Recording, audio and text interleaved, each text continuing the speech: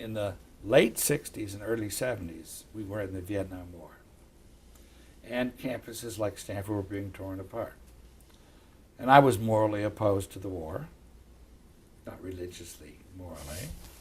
And so I was amongst the activists.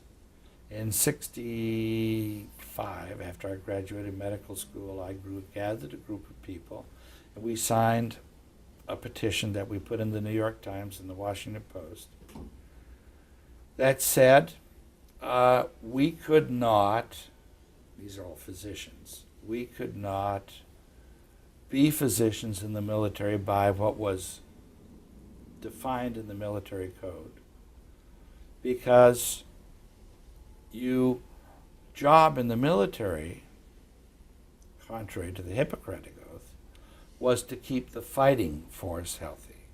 And so if given the choice of saving somebody with a minor injury or a life-threatening injury, you were supposed to take care of the minor injury first.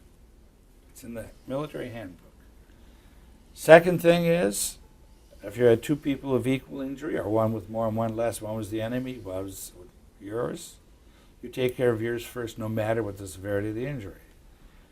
And so I said, I'd be happy to do volunteer service or go to the NIH. And I was saying that with tongue-in-cheek, because I had already arranged to go to the NIH, and I had 2 labs that had accepted me.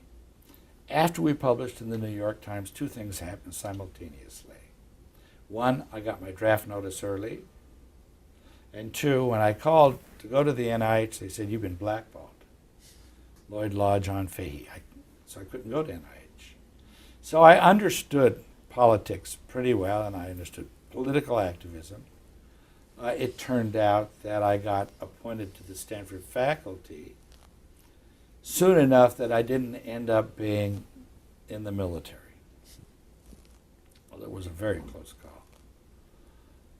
And I was the head of the Life Science Caucus of the April the 3rd movement during the bombing of Laos and Cambodia. Now, whereas other people would sit in a building, I couldn't go that far, so I teach a class on life sciences to the people who were revolting against the war and ethics in the life sciences out on the lawn.